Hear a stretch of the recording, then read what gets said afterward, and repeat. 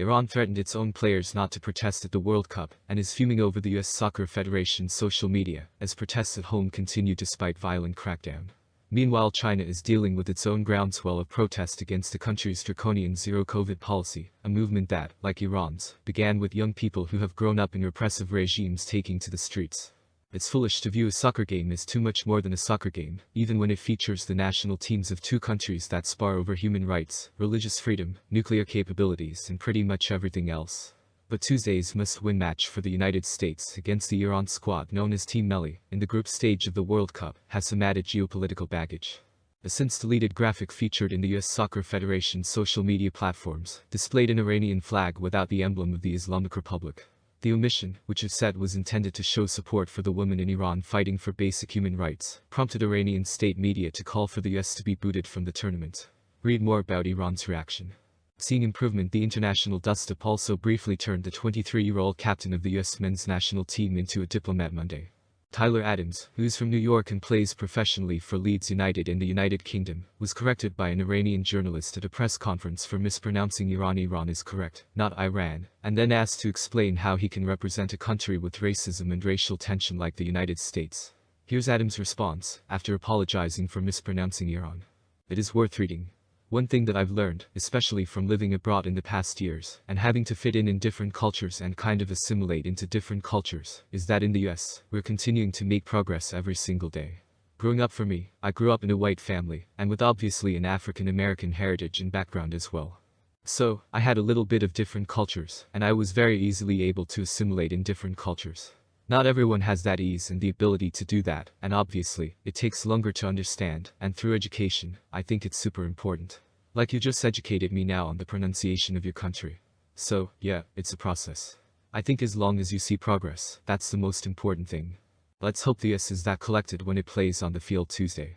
But let's also realize that no matter what happens in the game, the full-fledged human rights crisis the United Nations human rights chief has described in Iran, as authorities crack down on protesters, will not be affected by it. Iranians are conflicted too. While Iran's government is angry at the US Soccer Federation, it seems like a small token compared with the actions by Iran's own players, as described by the Dartmouth College professor Golnar Nikbar in a recent essay for the New York Times. The team's players stood silent when their national anthem played before their kickoff match, which ended in a loss to England. Nikbar also noted that Team Melli's captain Ehsan Hitsafi acknowledged the families of people killed in protests during a pre-World Cup press conference. Nikbar writes, "Against this bloody backdrop, many Iranians have said that they won't be supporting the side. Some have called for FIFA to remove the team from competition altogether, arguing that allowing Team Melli to play on the international stage affords the Islamic Republic an opportunity to whitewash its repression in the country. Others simply find it impossible to care about football while protesters are being killed. Players threatened it can be a dangerous proposition for soccer players in Iran to overtly protest." Kylie talked to a source involved with security for the games, who told him that after their earlier silent protests before the England game, the players were threatened that their family members would be imprisoned or tortured if they did not sing the national anthem, which they did before their win against Wales. Read Kylie's full report. At least one professional soccer player in Iran, Voria Ghaffari, has been fired from his team and arrested for supporting protests, the latest in a string of athletes to be rebuked or arrested by the Iranian government. Read more about the regime's actions. NPR talked to people in Iran who said they were hoping for the team to beat the US, in the hopes it could bring more people to the street to protest. Iran won its previous World Cup matchup with the US, played in 1998 in France.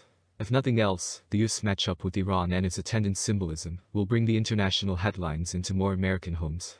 More recent Iran coverage. Iran's supreme leader praises paramilitary for crackdown on rioters and thugs protests, spreading in China too. China does not have a soccer team at the World Cup. But it does have its own series of unprecedented protests in cities across the country. Like the Iran protests, which were accelerated by social media, the latest movement in China appears to have sprung from videos that showed the response to a deadly apartment fire last Thursday, in the far western city of Urumqi, capital of the Xinjiang region, was delayed by COVID lockdown measures. Protests, many featuring people standing silently with blank sheets of white paper to symbolize censorship, have since grown and are about more than the COVID policy, Selena Wang and the Beijing Bureau for the Meanwhile in China newsletter. Read their take, which includes this line.